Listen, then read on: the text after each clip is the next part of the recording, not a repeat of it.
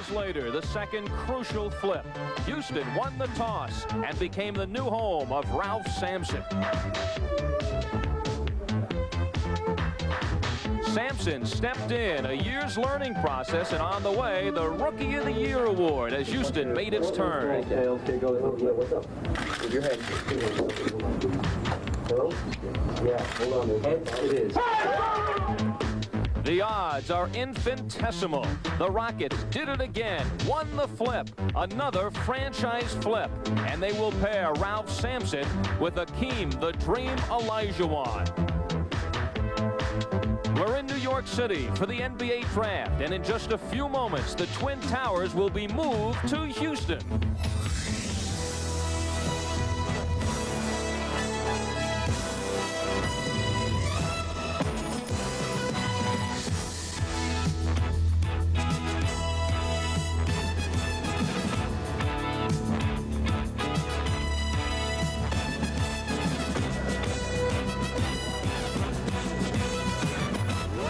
Today, live from the Felt Forum in New York City, the USA Network presents the 1984 NBA College Draft. This sports special is being brought to you by Miller High Life, the best beer for the best time of the day. Welcome to Miller Time. Representatives of the 23 NBA teams are assembled at the Felt Forum in Madison Square Garden. 1984 NBA Draft took place on June 19, 1984, at the Felt Forum in Madison Square Garden in New York City, New York.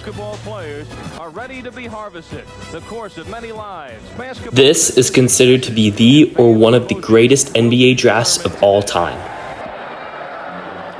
Hi everybody, I'm Al Albert, and for the next 3 hours the USA Cable Network wishes you to join us for the 1984 NBA Draft. We will be taking you through the crucial first 2 rounds of the draft, pick by pick, and then even some more.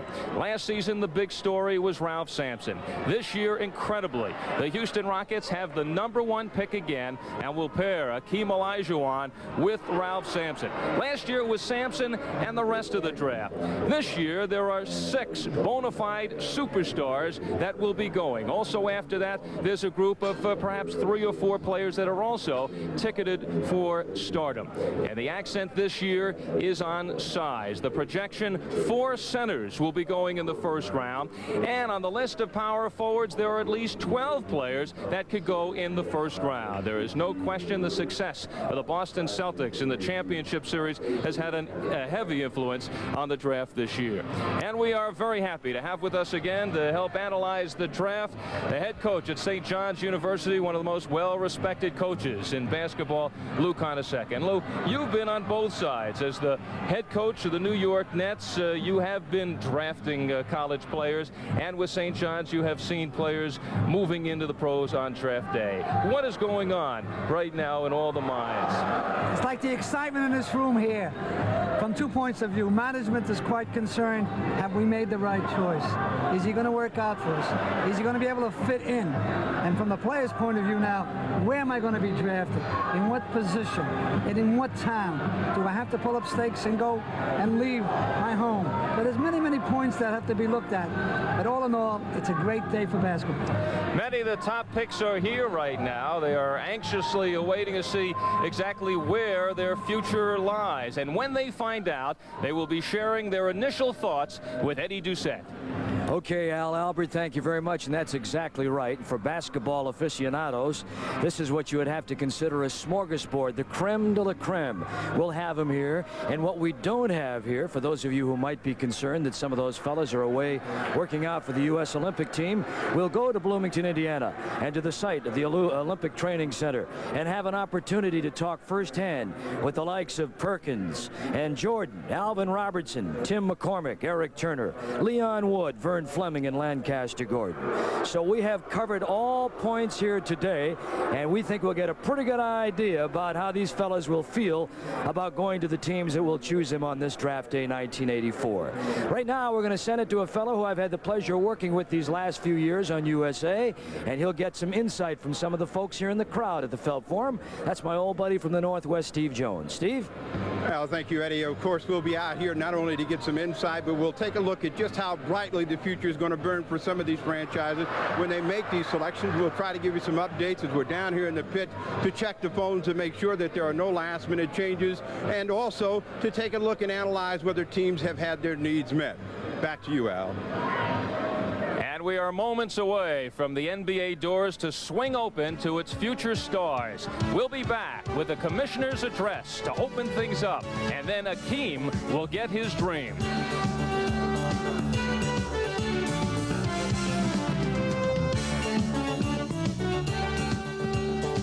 Louis, we have to move a little closer together for a better shot. Okay. I know it's tough for you to sit this close to me. Let me be talking about us. Okay, how's that? Good. Oh, you know what I have to get? In the Atlanta trade, what were the draft picks? I think it was a second round in 85. You know what you can do? Maybe get me some Gatorade. 1985 some and Gatorade 86. and I can put it right. Water? Some Gatorade. Like, Atlanta received, okay? What draft picks? Maybe some soda. Maybe 7-Up with soda. 7-Up, yeah. We'll put Today's trade, yesterday's trade, who did Atlanta receive? Oh, it's next year's trade. Yeah, I know. Well, I just want to make sure.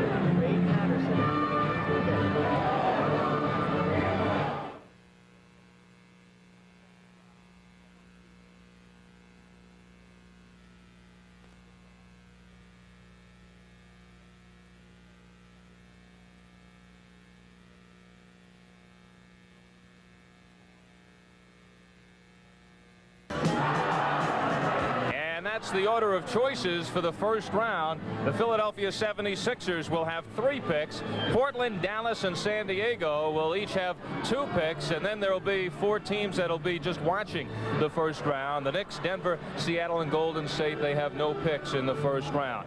Over the last 3 years, 66 of the 69 first-round picks are still playing in the NBA. And right now, we are just about ready to go as we go to the podium and introduce Commissioner of the NBA, David Stern, with the opening address. Welcome to the 1984 NBA College Draft.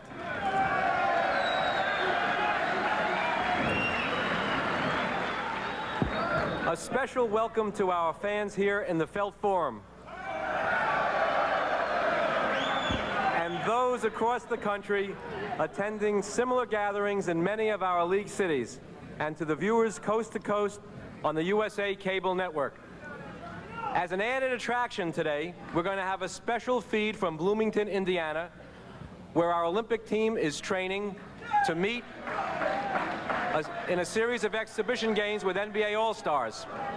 And you will be able to hear from those Olympians who are drafted today.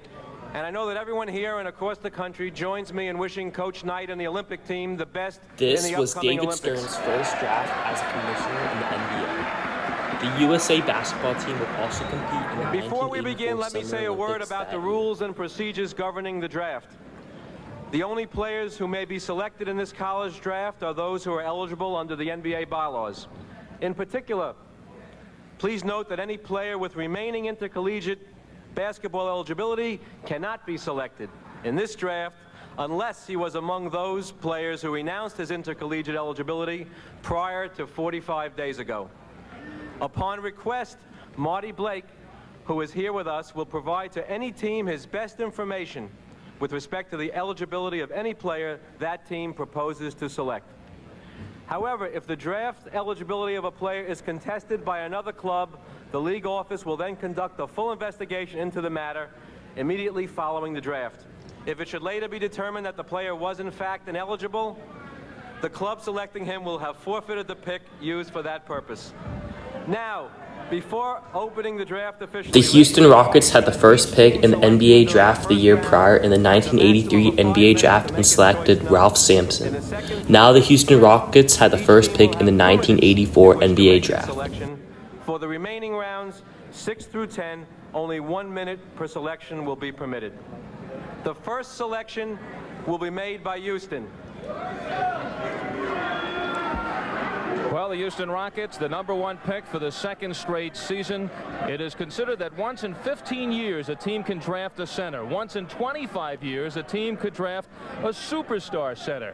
And the Rockets' timing has been impeccable. Last year, #1 with Ralph Sampson coming out. This year, Hakeem Olajuwon decided to come out early, and that's just in time for Houston. The postman did ring twice. Did not take much time.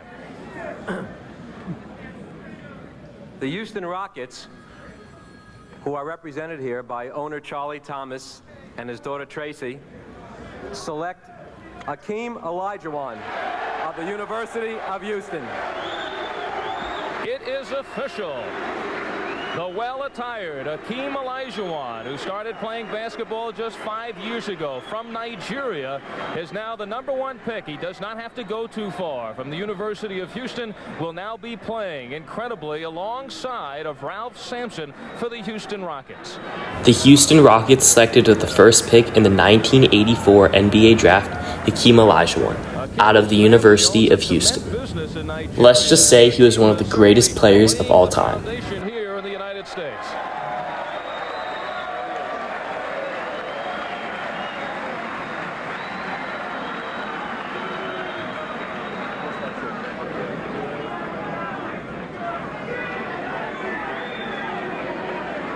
Hakeem the Dream, one of the 10 undergraduates coming out this season. And the amazing thing about him, Louis, is the fact that he just started playing basketball 5 years ago. Thank God he only started 5 years ago. He'd be unbelievable. Awesome raw talent. Hakeem, who runs the floor extremely well, works under the boards, an incredible shot blocker, and certainly has a nose for the basket. That was a beautiful turnaround move with one dribble up and jammed it. Look at this little turnaround jumper right up and in. Has tremendous control of his shots.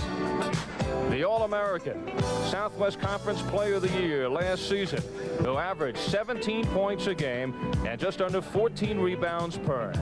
Hakeem Olajuwon, the #1 pick in the 1984 NBA draft. And here he is. Here's the man, the #1 choice of the NBA draft, Hakeem the Dream Olajuwon. This is a big day for you, young man. Oh, yes. I'm just very happy. I think this is the best thing can ever happen to me.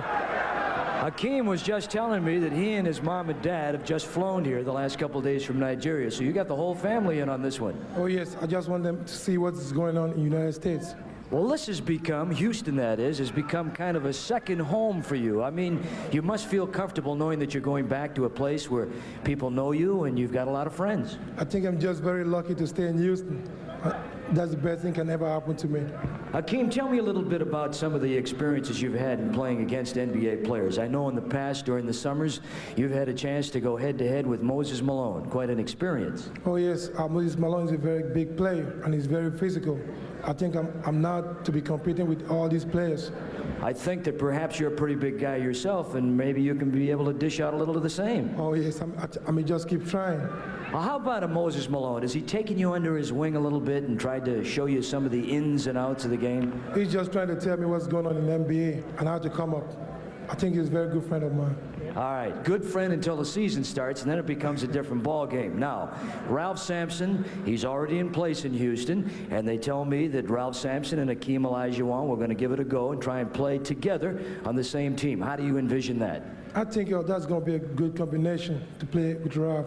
He's a very good player, and I like to play with him. Have you had a chance to work out with him or see any of his skills? Not yet. You're going to get together with him as soon as you get back in Houston, I'm imagining. Oh, yes, I can't wait. All right, Hakeem, if you had to define your particular role in the NBA with the Houston Ball Club, would you say they're going to try and get you in low and maybe get Ralph out on the wing, or maybe pop you up a little high and let you take some of those 14, 15 footers? What would you like to do? I think I like to play in the paint. They can play double low post.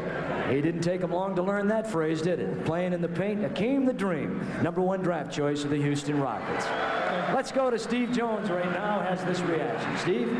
We're here with Ray Patterson, general manager of the Houston Rockets, and certainly you like those last words that Hakeem said. He likes to play in the paint, so maybe that gives a great deal of credence to the thought that the Houston Rockets can indeed play both of those players. There isn't any question both of them can play together, and I'd like to add that Rodney McCray is going to be a great catalyst in that front line.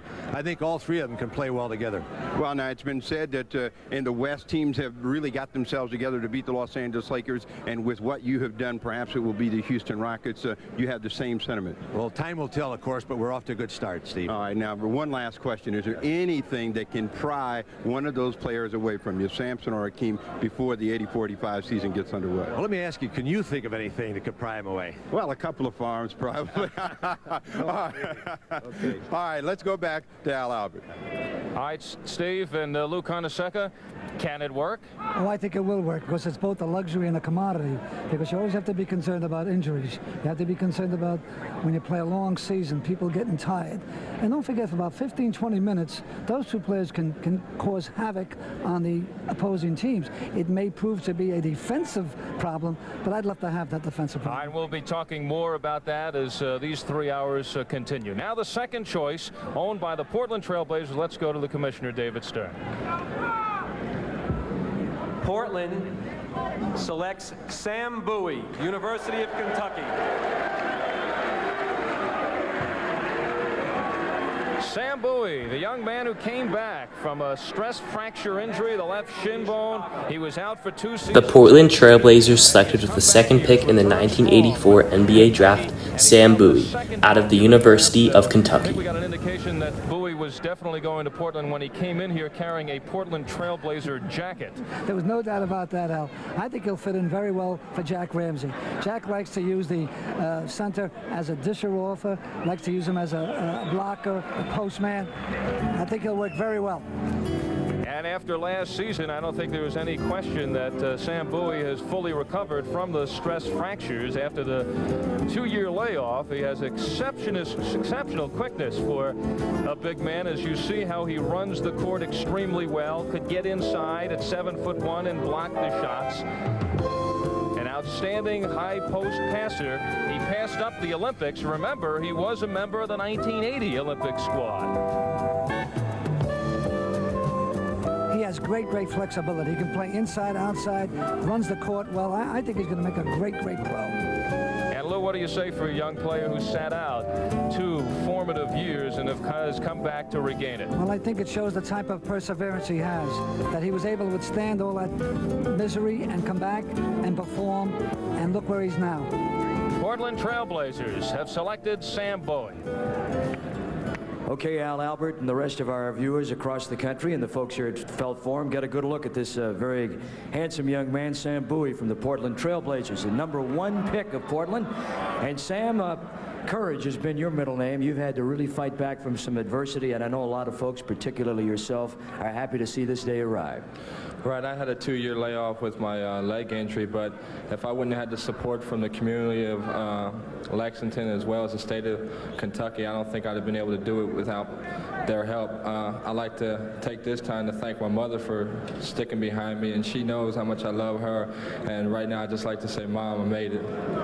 Sam Bowie, #1 pick. Now, Sam, you know a little bit about what the Portland Trailblazers are made of. You know that that's an extraordinary organization. You've had a chance to meet with those people and talk with them. They tell me that they put you through an extensive physical before they made a decision on you, and the end result was a good one. Well, I went up to Portland. They gave me about a 7-hour physical. They didn't let anything out, so I don't know if that's referring back to the Bill Walton situation. I know he had a stress fracture, but as far as I'm concerned, I'm 100% sound. Did you talk to Dr. Jack about the plans, where they would play you up there? Well, I think they're planning on maybe moving Michael Thompson to forward and putting me in the middle. So I'm looking very forward to joining that organization. Got an outstanding group of players up there, and they're just about a little bit shy of where they want to be, and you might be the missing link. What about Jack Ramsey's setup game? How do you feel you'll fit there? Well, everyone knows that Dr. Ramsey is a professional in each and every way of the word. He's a great coach, and he's a type of guy that can take an individual and teach him what he needs to know. So I'm looking forward to working with Coach Ramsey and the staff. And lots of help from your friends and your teammates and your coaching staff down at Kentucky. Joe B. Hall did an outstanding job of preparing you for this occasion. Right, Coach Hall and his staff has done a wonderful job. They stuck behind me when I was down and out for the 2-year layoff, and I'd like to take this time to thank them. Thanks a lot, Coach Hall. All right, there he is, Sam Bowie, #1 pick of Portland, #2 man in the draft. Let's go to Steve Jones. Steve? #2 pick, certainly. All right, Al Albert back at the desk with Lou Carnesecca. Now for Portland, they will have a very active 2 rounds. They will also pick 19th in the first round and have 3 picks in the second. That pick for Bowie came, by the way, in return for Tom Owens, who was sent to the Indiana Pacers several years ago. So big dividends for Portland here today. As you see, Chicago Bulls, the team that's ready to go next, and Michael Jordan seems to be the next one up. Everybody's excited about that one. He really captures the imagination. You know, there was a question a little earlier, perhaps, Portland toying with the idea of the great can't-miss talent of Michael Jordan against Sam Bowie, who of course, coming off the injury, he says he is sound. Portland has checked him out through a 7-hour extensive test. But the question is, Bowie going now over the course of an 82-game schedule. It is a calculated risk, but they felt that after the examination, he would fill their needs. And plus, they do need a big man. I mean, Thompson's been playing out of position, and he did a great job there. Now give him the opportunity to express himself facing the hoop. So you take a look at Portland up front now with Sam Bowie in the middle, Michael Thompson at 1 forward, and Kiki Vandeweghe is now at the other forward with Paxson in the backcourt if he is re-signed as a free agent, and we figure that he should be, with Darnell Valentine, the guard at the other slot. And now we are ready for the 3rd pick, and the Chicago Bulls, who have been drafting very high down through the years, and they have the 3rd pick today. The Chicago Bulls pick Michael Jordan of the University of North Carolina. The next pick goes to the Dallas Mavericks. So Michael Jordan, who right now is in Bloomington getting ready for the upcoming Olympics, and this man is a can't miss. He sure is a can't miss. With the 3rd pick in the 1984 NBA draft, the Chicago Bulls selected Michael Jordan out of the University of North Carolina.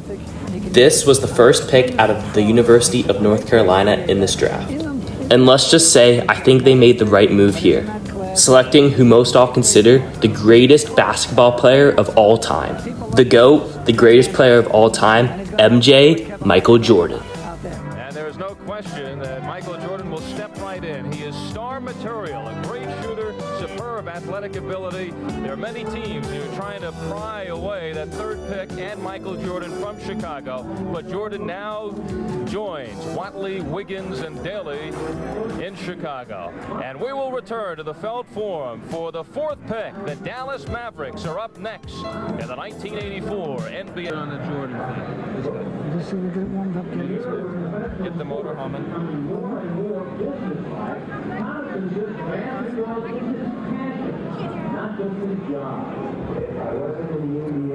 No, commercial. I need a card on either one. You know, I'm finding we just don't have enough time in between these. I mean, getting into it.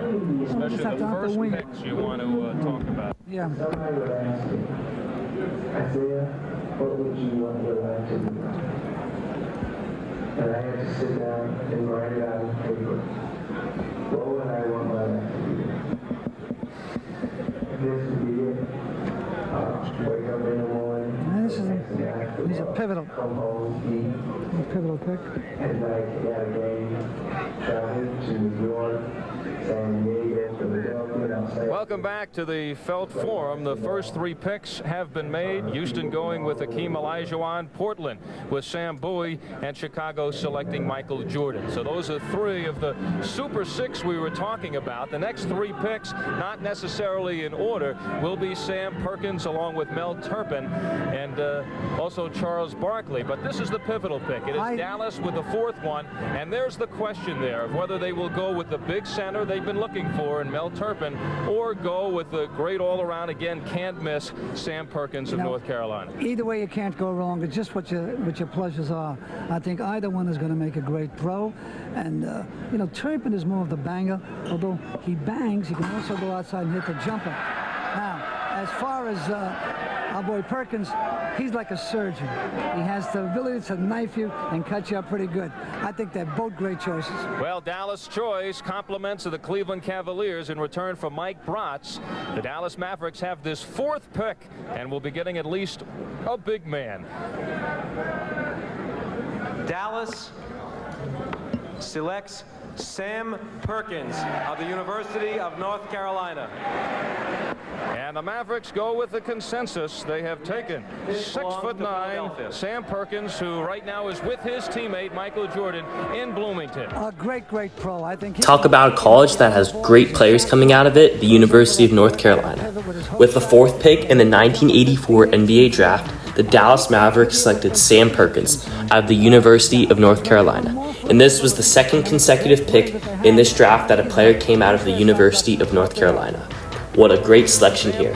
And the Dallas Mavericks certainly talking about utilizing Sam Perkins in the middle. And against my club, too. In Madison Square Garden, they did it on Sunday. A great shot blocker, a great defender that is often not talked about. 3-time All-American who is now ready to represent the United States and the Olympic team. At 6'9", over 230 pounds. He grew up right here in the shadows of Madison Square Garden in Brooklyn, and now he is a member of the Dallas Mavericks. He joins another Brooklyn boy and Orlando Blackman there. So it is Dallas who has another first round, the 15th pick, and 3 choices in the 2nd round, and they select Sam Perkins. And remember, next year they also have the Cleveland Cavalier first round pick.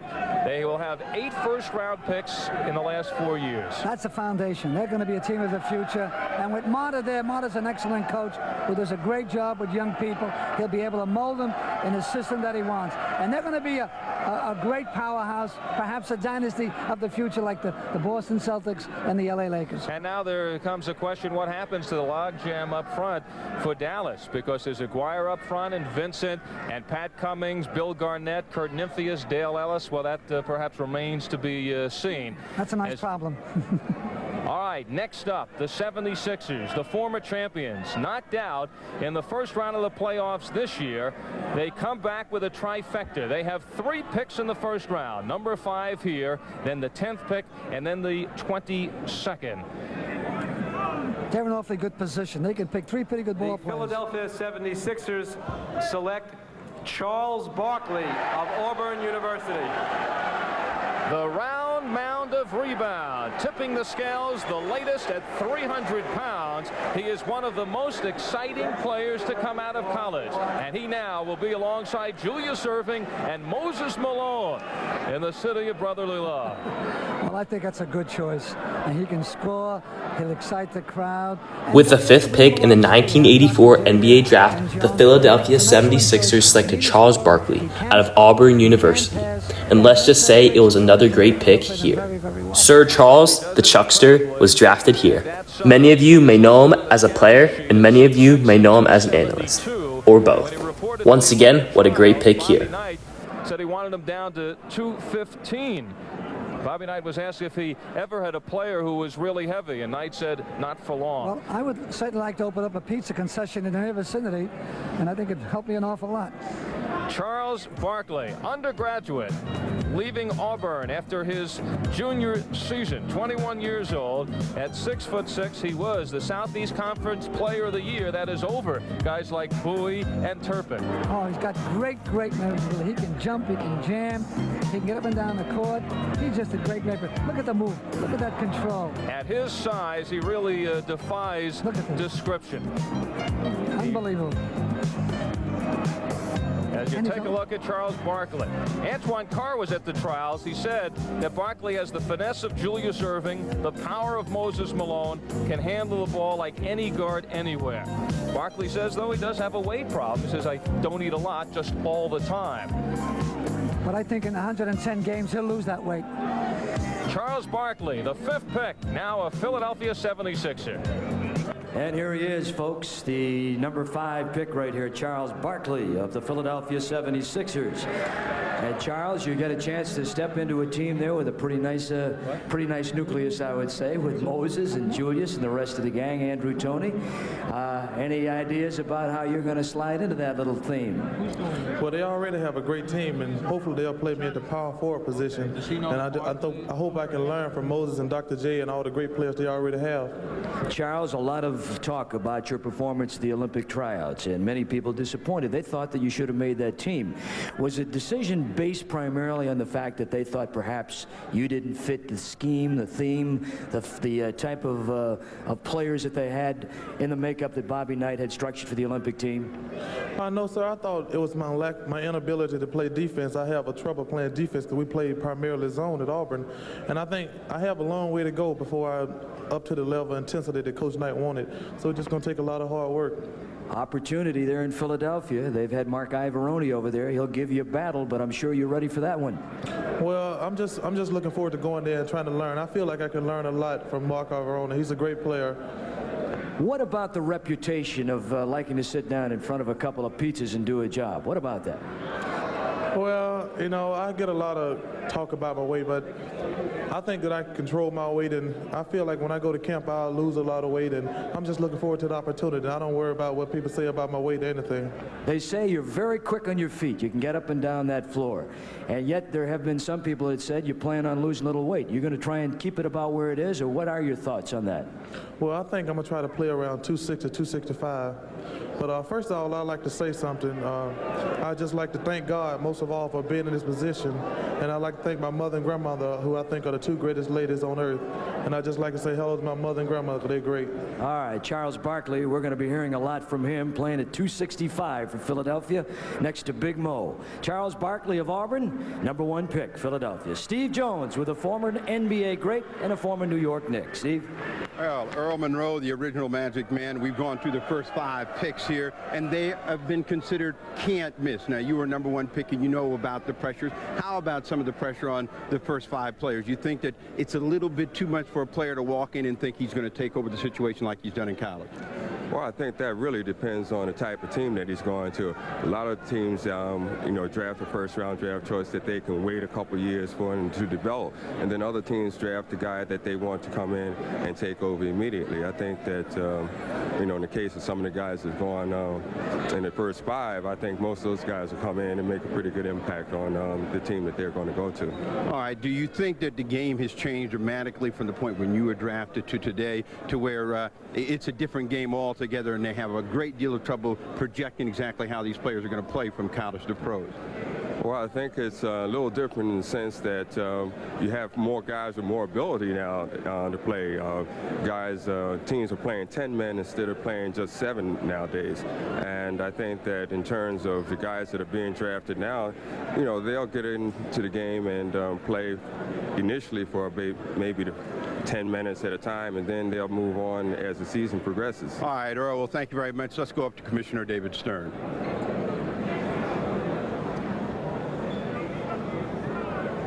The Washington Bullets select Melvin Turpin of the University of Kentucky. The next pick belongs to San Antonio. Big Mel Turpin, 7-footer out of Kentucky, and this completes the Super 6, and it goes as many had anticipated. So for the Washington Bullets, they call for another order of beef as Mel Turpin joins Jeff Rulin and Rick Mahorn. And you think of it, Turpin at that size, 7 feet, about 240 pounds, is the smallest of the 3. I think they're going to have to enlarge the court. The Washington Bullets, or the Wizards today, selected with the 6th pick in the 1984 NBA draft, Melvin Turpin, out of the University of Kentucky, the 2nd player drafted out of the University of Kentucky in this draft. Once again, another school that had multiple high prospects come out in this draft. Touch from the wings in the top of the key. He has the size. He can intimidate. With Kentucky, he only took about 8 shots per ball game. He is big. He is strong. He is very tough when he posts up. A very high pick. But there again, he has great flexibility. He can play inside and come out and shoot 18, 20 feet. He's the type of player that'll be very, very good for Coach Shue down there, because he can use him inside and outside. He can come off the screen and shoot. Has great flexibility. He's going to be another great pro. All SEC for 1983 and 1984. Melvin Turpin becomes the 6th pick in the first round. Now a member of the Washington Bullets. And here he is, Mel Turpin, Washington Bullets, #1 pick. And Mel, we're going to have to get you guys a bigger gym to play in. That's a big, big team. Yes, it is. I'm looking forward to playing in Washington. It got a great coach. You know, Coach Shue is, I think I can learn a lot from him. And I was looking for a good career. You know, one of the things that many people thought about Mel Turpin when he was in college is, why don't you shoot the ball more? Why didn't you take more shots? You averaged just under 9 shots a game. Is that something you're going to try and get Coach Shue to do for you in the pros? Yeah, I do like to shoot some. I hope he'll work with me more to get my shot down a little more packed. But I mostly like to play behind the basket, do a lot of power moves. You know, they have a great gentleman over there in Washington by the name of Wes Unseld, who made a tremendous mark in this league. And if there's anyone that can show you the ropes and how you want to refine your game so you become one of the best low post centers, I'm sure he's the man to do it. Have you given that some thought? A little. I hear a lot about him, and I've seen some of him, so I'm looking forward to that, getting up with him and stuff.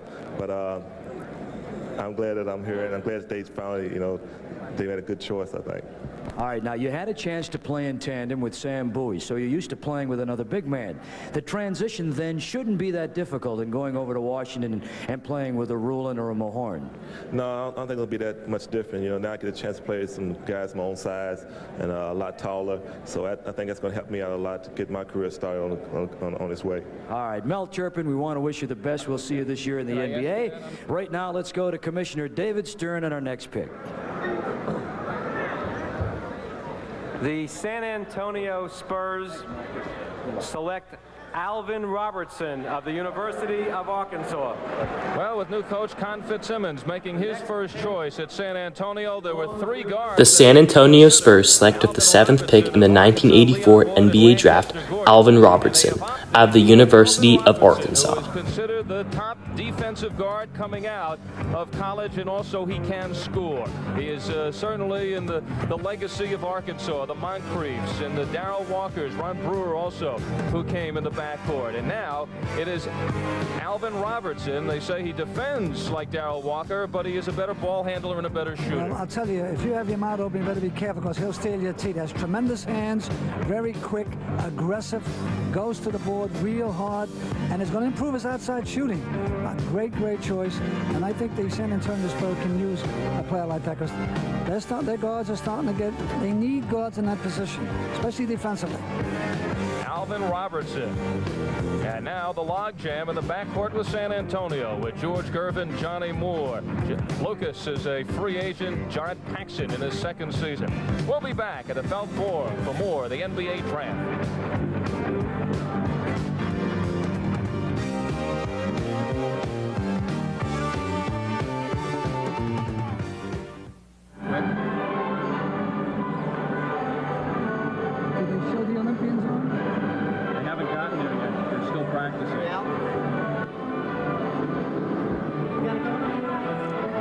Okay. That's what Good. you could have pushed it up early. You know what I'm talking about? I'm sorry. Could have pushed that up early for one morning. What's that? Could have pushed it Yeah, up. you're right. You're right. And, you know, we're talking about, this is once in a lifetime. You still get your 2 practice in. Right. Now, who's San Diego? Okay. Wood? Yeah. Wood. Yeah. I think so.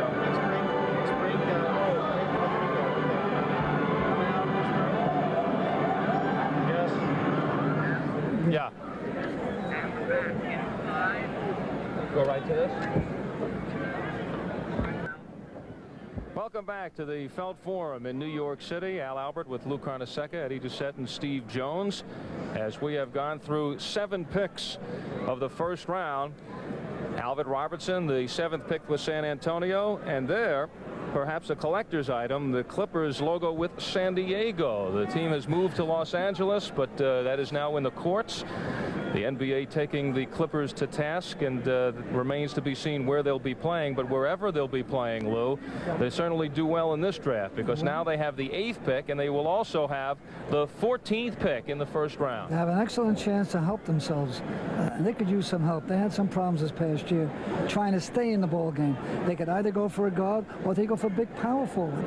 Well, of the stars that are remaining, guys who have the kind of can't-miss tag, you have Leon Wood, Lancaster Gordon, the 2 guards. The next forward who is scheduled to go would be Otis Thorpe, the power forward out of Providence. But right now, San Diego, on the sure shot, will perhaps go for the guard, and then maybe later on the 14th pick come back with a power forward. They could go with someone to go along with Nixon.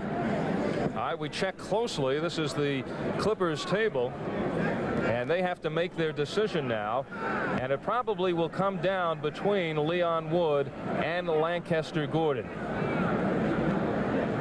Both players, I might add, now in Bloomington at the Olympic Workout Center. And we will now find out the 8th pick, and the Clippers looking for, we suspect, a guard to go along with Norm Nixon in the backcourt.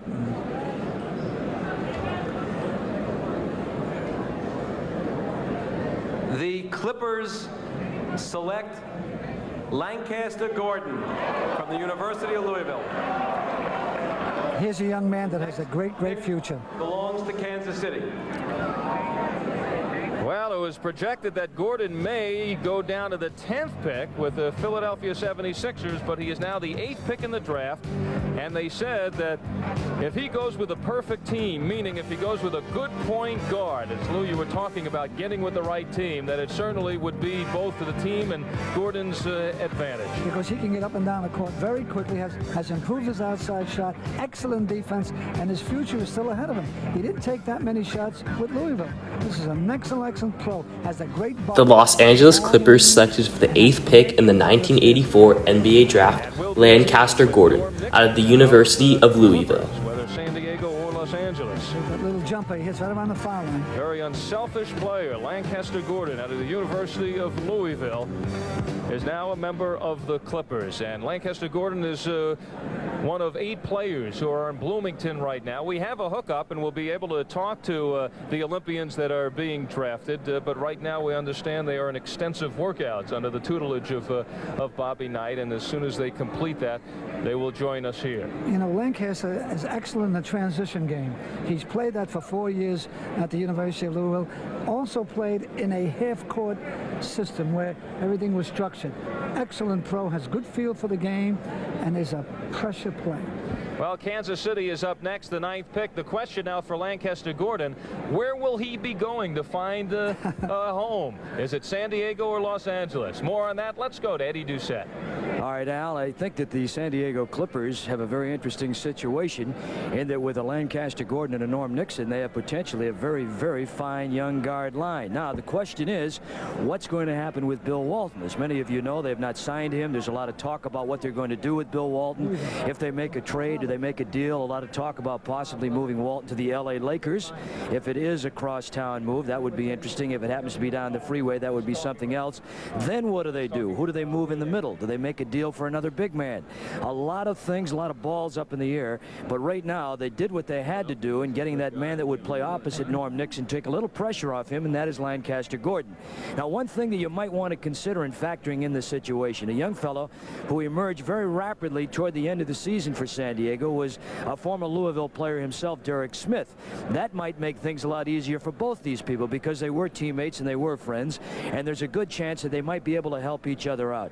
So a whole scenario developing in either San Diego or Los Angeles, yet to be named, and we will find out exactly how Lancaster Gordon does. I would like very much at some point to get Steve Jones's reaction on what he thinks the Clippers might do with Bill Walton. Bill Walton, of course, is a big story. He himself thinks that he's going to be moved. He has not made a commitment for this year. The Lakers, of course, have talked about having him as a backup man for Kareem in his last year coming up. So what are they going to do? They got to have that big man in the middle. Walton had as an injury-free year as he's going to have. The one injury he had this year was to his hand and not to his foot, which has been the major concern. And he really appears to be in very good shape. So the question in San Diego is, what about Bill Walton? And of course, now that they've got Lancaster Gordon, he's going to fit in very nicely, as we mentioned, with Norm Nixon. Now, we have on the line at our Olympic training site down in Bloomington, Indiana, Lancaster Gordon, the #1 pick. As Bobby Knight has just released his team, we'll have an opportunity to talk to some of these young men. Lancaster, here he is right here. Congratulations, you are now a member of the Clippers. How do you feel about that? I'm very happy to be a member of the Clippers, and hopefully we can have a winning season and get into the playoffs. Now, Lancaster, just to bring the folks up to date, in training sessions now at the Olympic team, you've been having some pretty grueling workouts under Bobby Knight, I'm sure, so readying yourself for the upcoming NBA season. That's a long schedule, but I'm sure by the time you're through at this training camp and the Olympics coming up, you'll feel pretty good about being able to handle a long season like that. That's true. I think the Olympics has helped me a whole lot, and I'm sure that over the course of the 82-game schedule, I'll play real well. Lancaster, did you have any preconceived ideas about which team might draft you and why? Well, I had an indication, but I really didn't know. I will try to wait till the draft and see what happens, because anything can really happen the day of the draft and before. Well, we're going to look forward to seeing you this coming NBA season. Good luck to you in the Olympics coming up, and congratulations on being chosen by the Clippers. Thank you, Lancaster. Thank you very much. And right now we're going back to the commissioner of the NBA, David Stern. David? The Kansas City Kings select Otis Thorpe of the University of Providence. The next pick belongs to Philadelphia. Otis Thorpe. They say he is at 6'9", 236 pounds, the mold of a power forward. His star really rising, coming out of Providence, where he was the leading rebounder of the Big East. That's ahead of Patrick Ewing. Another young player, Lou, who did not start playing basketball until his junior year in high school, but he had a great Hawaii series, and he has elevated himself all the way to the 9th pick in the first round. Well, Joe Mulaney did a great job with Otis. The Kansas City Kings, now known as the Sacramento Kings, selected with the 9th pick in the 1984 NBA draft Otis Thorpe out of the University of Providence. Very difficult to defend him. Now what he must learn now is to come outside and face the basket. 17 points a game, 58% from the floor. He shot 70% from the field in the games in Hawaii. Otis Thorpe, now a member of the Kansas City Kings. Otis, congratulations. Kansas City bound. What do you think? Well, I'm just happy to be chosen by this team, and I wasn't really expecting this. I was just waiting for the day to come, and the day has come, so I'm happy with the choice that's been made. What were you expecting? Where did you think you might go? I had no idea. Like, they were saying somewhere in the middle, but I wasn't sure about it. I was just waiting until the day came around, because, like Lancaster Gordon said, anything can happen on the day or the night before the draft happens. Now, have you given some thought to the personnel that they have in Kansas City? Do you know much about the fellas down there? Well, I don't know that much about it, just from what I've seen on television. I'm just going to try to go in there and contribute what I have and just give my best, you know, my 110% that I can give. Now, what are you doing this summer in terms of keeping yourself in shape and getting ready? Well, I'm just playing ball, running a couple miles a day, you know, just trying to stay fit and not lay back, you know, get out of shape. You know, just trying to stay in shape right now. Every kid's dream. You can go back to the times when you're pounding the ball around the schoolyard and it's finally arrived. This has got to be an unbelievable moment for you. Well, it's an exciting moment, you know. It's a day I've been waiting for ever since my sophomore year in college, and the day has arisen, you know. And so I'm just happy to be chosen at this time. Well, congratulations. #1, not bad. 1984 #1 draft choice, the Commissioner David Stern, and our next selection. The Philadelphia 76ers select Leon Wood of Cal State Fullerton The next pick belongs to Atlanta. Well, after michaeljordan, there were some who felt that Leon Wood was the next top guard coming out, and he has slipped now to the 10th pick. Initially, San Diego was looking at Leon Wood, but chose Lancaster Gordon. But Leon Wood now joins Philadelphia, along with Charles Barkley, who's drafted number 5. Leon, what do you think of this combination of you and Charles Barkley going to Philadelphia? Well, I think it's a nice combination. I've played with Charles, and I got to see him during the trials, and I think we can really help. With Philadelphia's second top 10 pick in this draft in the first round, the Philadelphia 76ers selected the 10th pick in the 1984 NBA draft Leon Wood out of Cal State Fullerton. This was the Philadelphia 76ers' second top 10 pick in the 1984 NBA draft, having selected the 5th pick in the first round of the 1984 NBA draft with Charles Barkley, and now with the 10th pick in the 1984 first round of the 1984 NBA draft, with selecting Leon Wood here. He's an all-star guard for the past 3 or 4 years, and I think couldn't be anybody better for me to learn to play the point position than Maurice Cheeks. And it'd be great to play, alongside with Andrew Toney too. Leon, here is Coach Lou Carnesecca has a question for you. Congratulations, and I'm very, very happy for you. Wish you a lot of luck in the Olympics. How do you think you're going to adjust to the NBA style of play?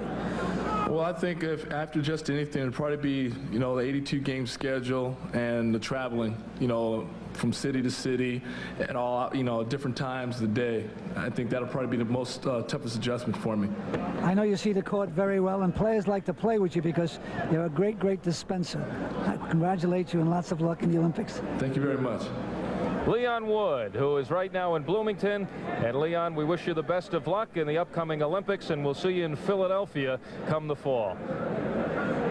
So Leon Wood, the 10th pick from the Philadelphia 76ers. In the history of that pick, the 76ers in their trade back in 1978, in which Bobby Jones came to Philadelphia in return for George McGinnis, the 76ers also get this first-round pick. So far, the Sixers have had the 5th pick. That was from San Diego in return for World B. Free. And this 10th pick from Denver in return for George McGinnis. And they now come up with Charles Barkley and Leon Wood. And they still get one more in the 22nd. So they're really going to help themselves, and they've made excellent choices. Both players are the type that can play in the NBA. And strategically, as far as public relations goes in the city of Philadelphia, after being knocked out in the first round and defending the title, they are coming up with this terrific draft. We are now ready for pick number 11, the Atlanta Hawks, who late last night completed a deal sending the veteran Dan Roundfield to Detroit for Cliff Levingston and Kevin Willis of Michigan State. And they are going big with Kevin Willis.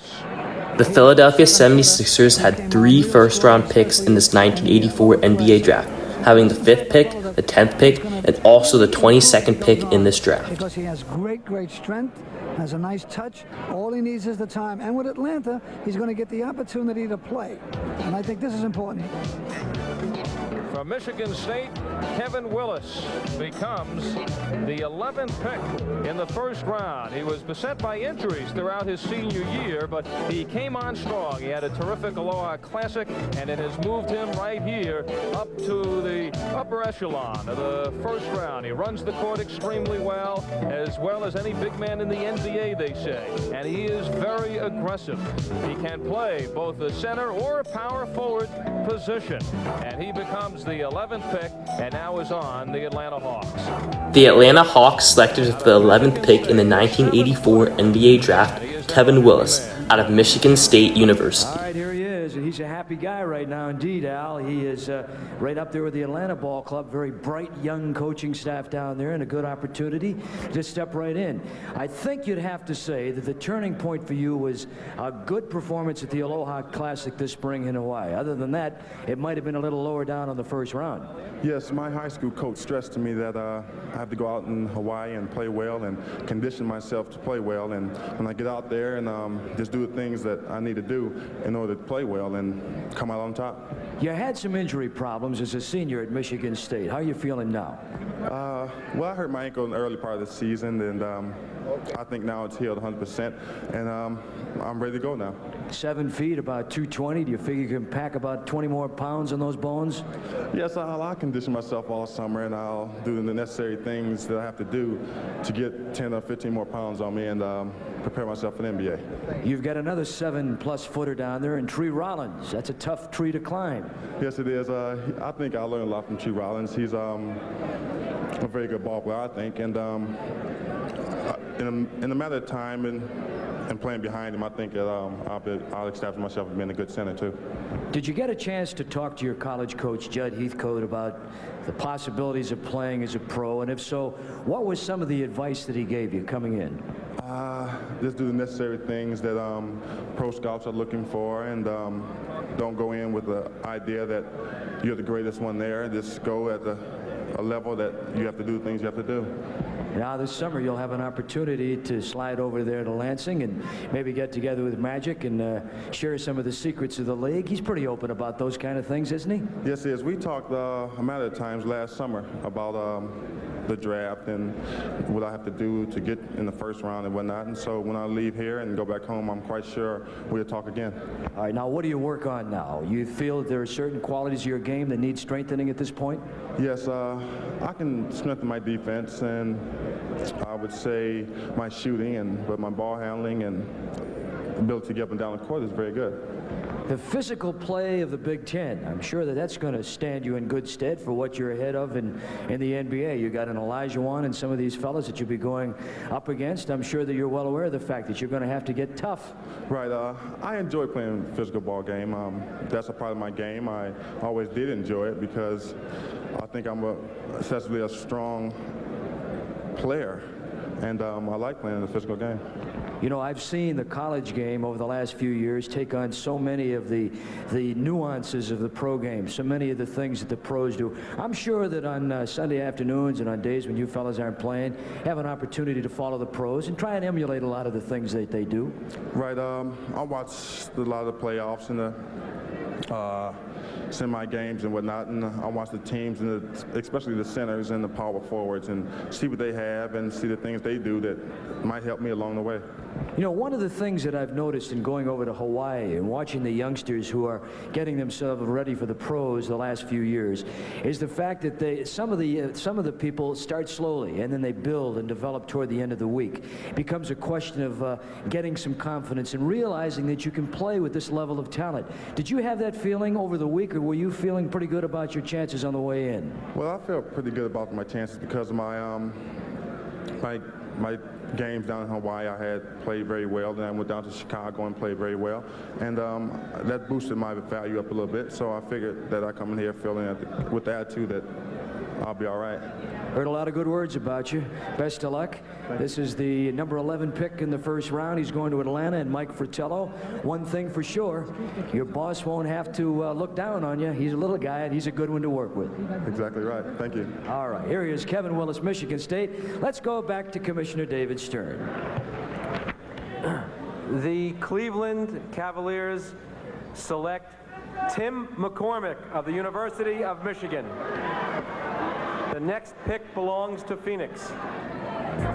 Well, another rising star, Tim McCormick, who leaves Michigan after his junior season, helped lead Michigan to the NIT championship. He was the most valuable player, and now he too is in Bloomington with the Olympic team.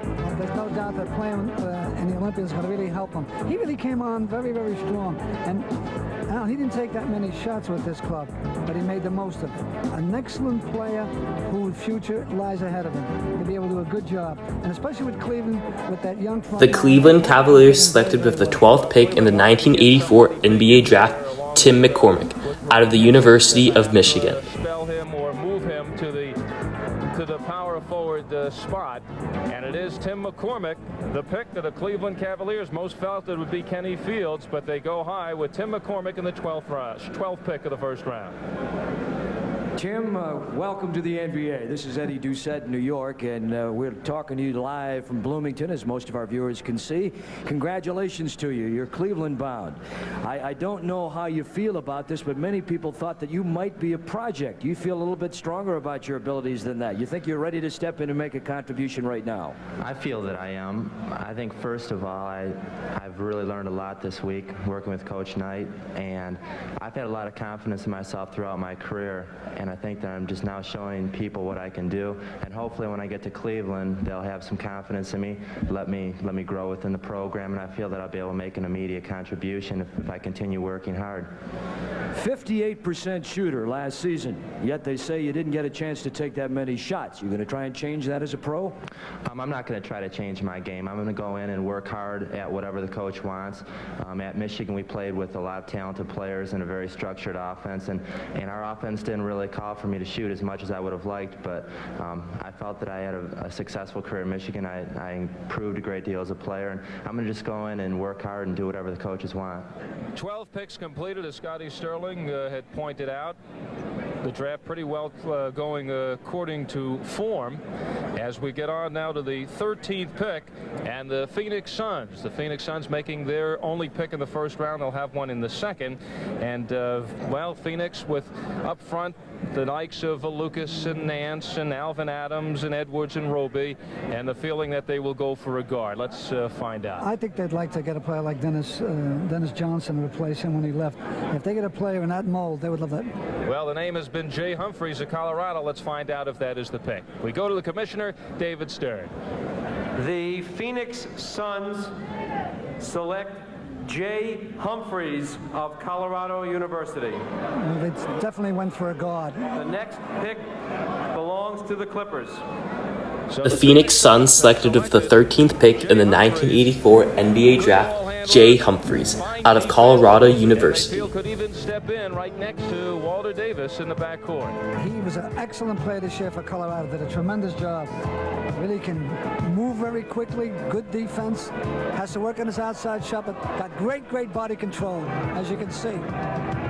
Well, here at the Feld Forum, after the announcement was made of Jay Humphries, a lot of the fans here yelling out who, and after they saw the first few shots, the oohs and ahs, and they may find out very quickly.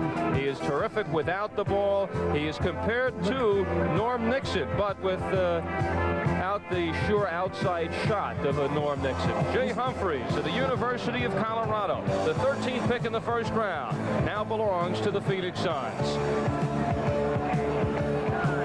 And we'll be back with more of the 1984 NBA College Draft after these messages from your local cable systems.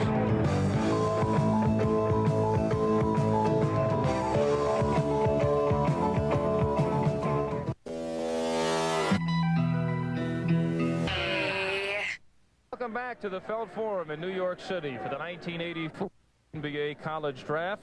We are midway in the first round. 13 picks have been made. The 14th belongs to San Diego.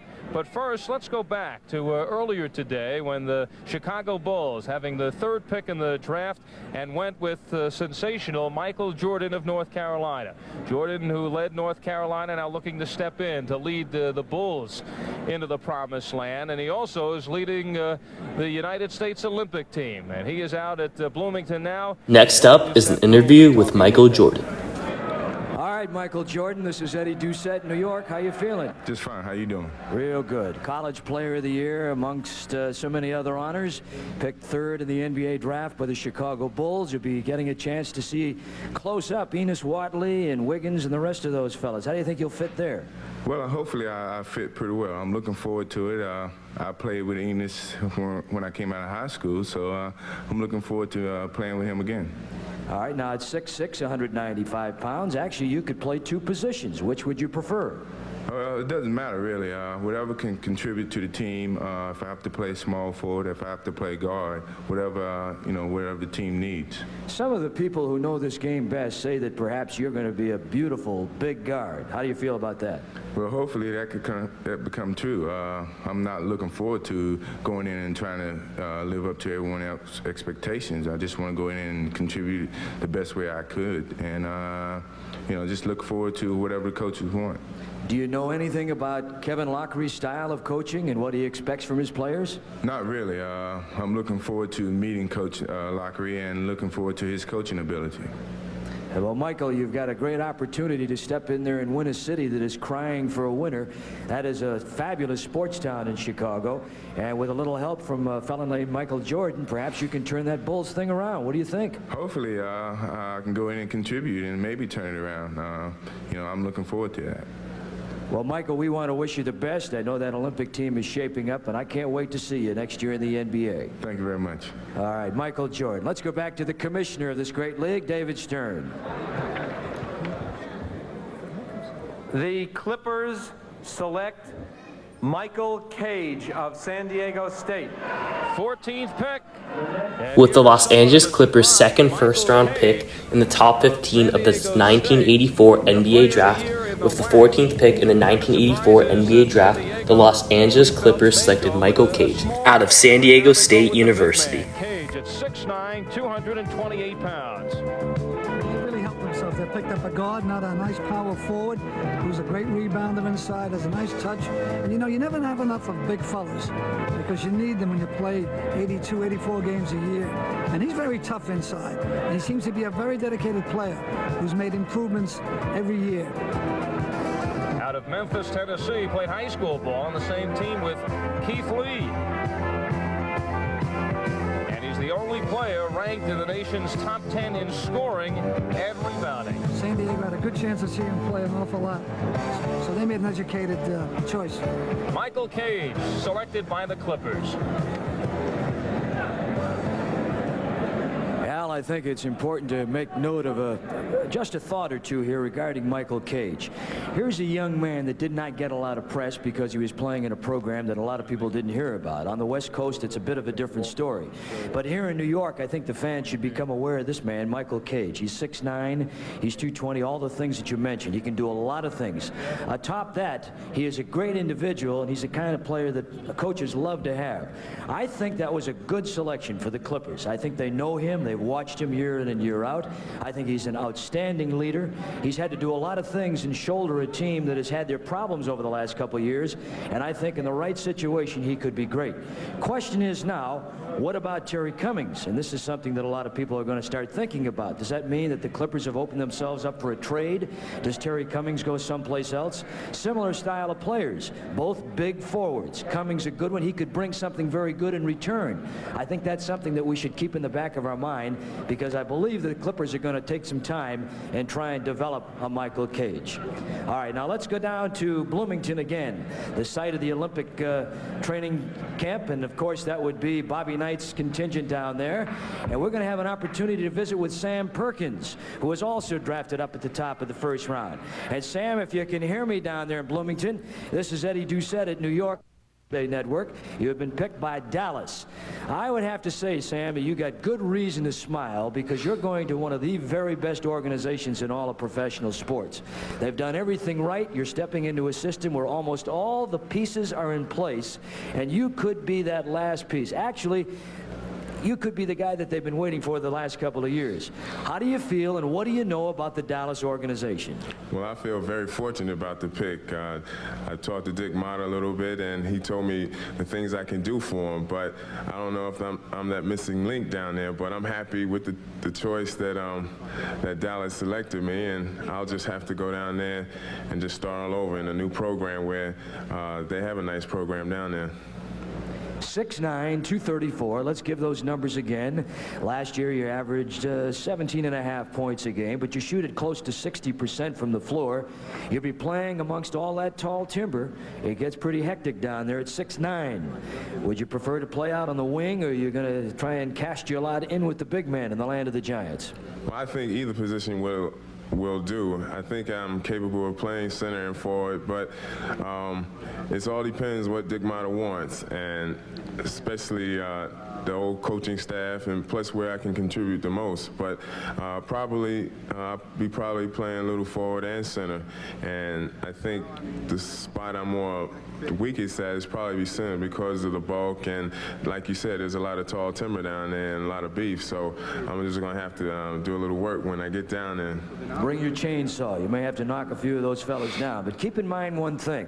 If you go back over history with Coach Dick Motta, he has always had the ability to make heroes out of his big man. He can take that big forward, or he can take that center and find ways to get him shots. He's a master at doing that. I'm sure you're well aware. Yes, I do, and I followed him, followed the pros a lot, and he's one of the coaches that can change a lot of things around, especially with young talent.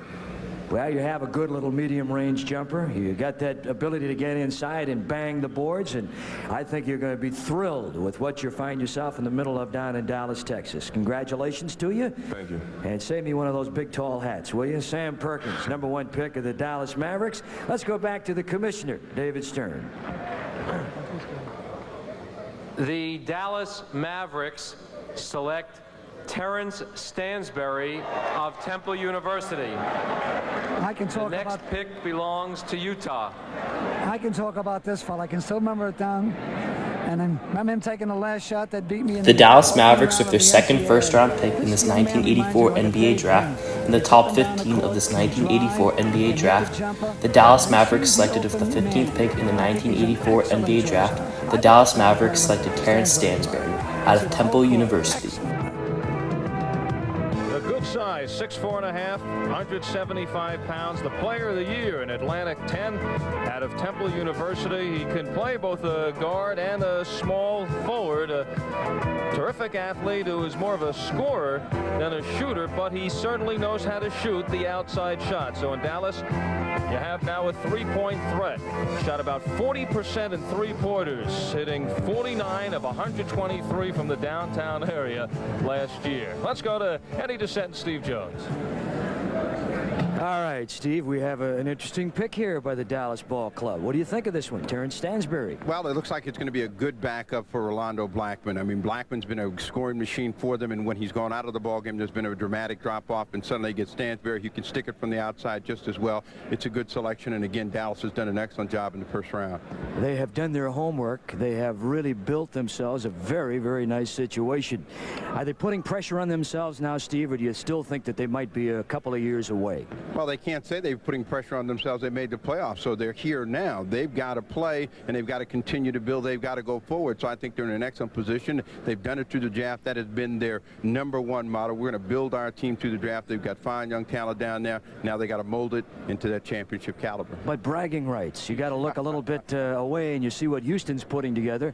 You know that front line is not going to take a back seat with Olajuwon and, of course, the big man Sampson, and I like Rodney McRae. Well, you know, Houston perhaps will be the team to beat, but hey, that's what competition is all about, and you want to try to get the players that you think are best for your philosophy. Dallas has been very good at doing that through the draft. Last year they got Dale Ellis, and I think that they think that Ellis is going to come along and be a fine backup for him. So they're in a position where they're going to challenge a lot of teams, and you saw them. They played the Lakers, and even though they didn't have all of it then, they're thinking about getting it now. All right, so we've covered covered Dallas, and we've covered Houston. We haven't talked about San Antonio.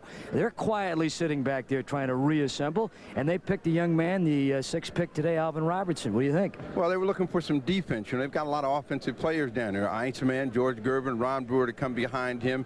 John Paxson actually is a offensive player in Johnny Moore, so they're looking for somebody that can guard somebody down there, perhaps pick someone up. They like to play a transition game, so they want to tighten up their defense as well. I said 6th. I meant 7th pick. Washington got the 6th pick, but we do have Alvin Robertson with us today. He is in Bloomington at the Olympic training site. Let's go down there and talk to the young fellow that's just been picked by the San Antonio Spurs.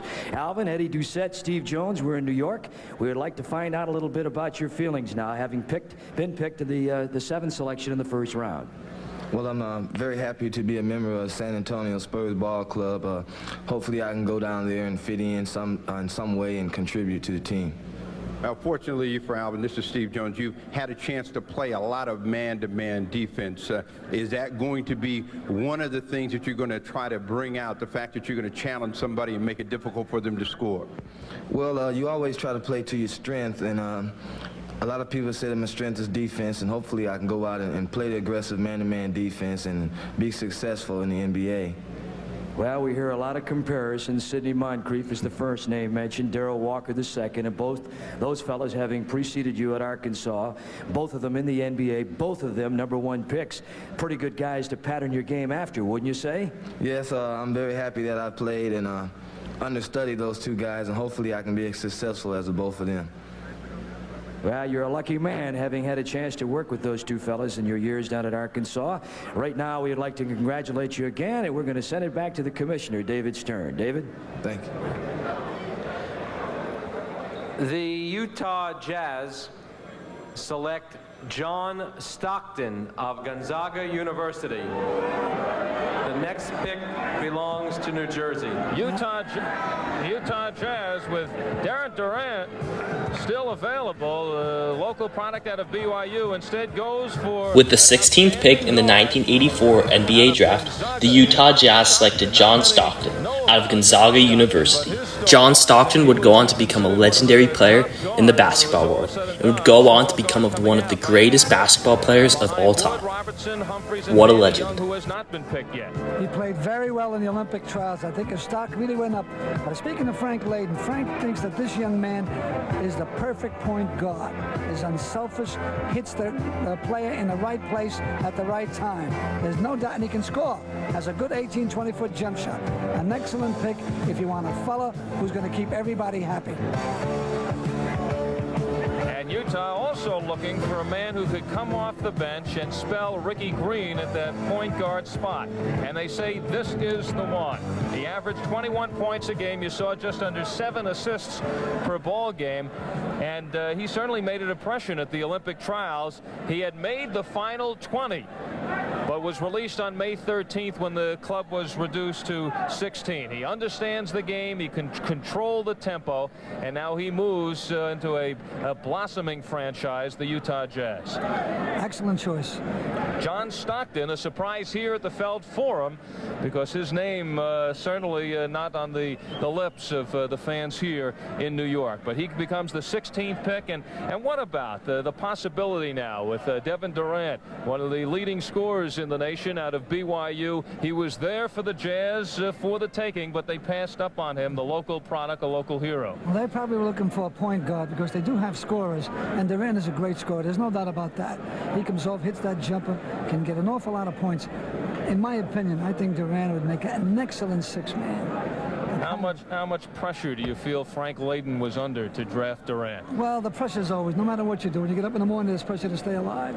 I'm not trying to be facetious, but sometimes you have to have a gut feeling.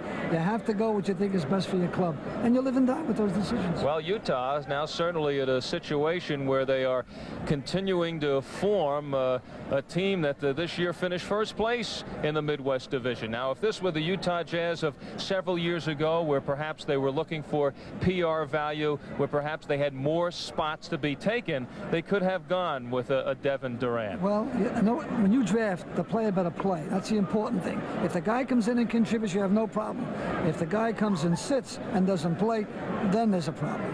All right, so the Utah Jazz on the first pick, 16th choice, go with John Stockton. Now, this is the history of the Utah Jazz. Last year, of course, the 7th pick, they went with Thurl Bailey. The year before, they had the 3rd pick in the draft, Dominique Wilkins, but sent them to Atlanta, and that was a pick that really helped strengthen the Jazz franchise because they received loads and loads of money in return for Dominique Wilkins and allowing them to pursue their course. Danny Shays, the 13th pick, eventually went to Denver for Rich Kelly. Darrell Griffith, John Durham from Georgetown is no longer playing, and the Knight is out of the league from Loyola. So that's the draft history of the Utah Jazz. They have certainly been this season the surprise of the NBA, finishing first place in their division. I would have to agree with you. You know, when you only have the first and the third, you have to make sure you get the proper player. But Frank has done a tremendous job building that franchise up. He made the playoffs. They're an exciting ball club. He does have scorers. What he needs now is somebody to keep him all happy. Well, they have Dantley and Bailey up front with John Drew coming off.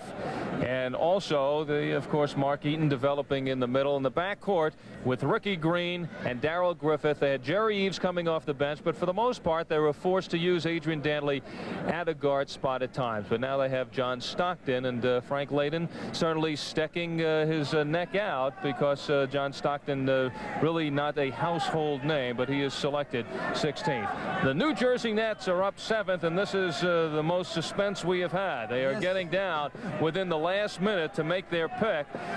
The needs a power forward to come off the bench behind a Buck Williams or perhaps a shooting guard. The name of Ben Coleman, who is also out of Maryland, shades of Buck Williams, has been thrown around. Also Jeff Turner, who is at the Olympic team and has not been picked. He is considered very high among the big forwards, but the pick has been made. David Stern now has it, and the crowd here in New York, this is the only first-round draft pick of a New York, New Jersey team.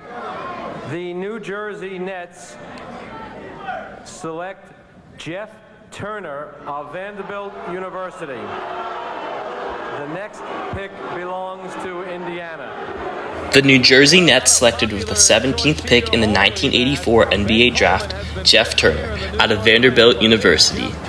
Who right now is in Bloomington, the final 16 of the Olympic team. Let me tell you, Jeff Turner's a good ball player who's averaged close to 19-20 points. He's a very, very disciplined ball player. As you can tell, he's playing with Bobby Knight right now. I think he's an excellent choice. He can get up and down the court. He's going to be an excellent defensive player, understands the game well, and more important, he can stick it. All SEC in 1984, just under 17 points, 7 rebounds a game. Crowd reacting. This is the only choice in the first 2 rounds for a New York or New Jersey team. Jeff Turner in Bloomington. Let's throw it to Eddie Doucette.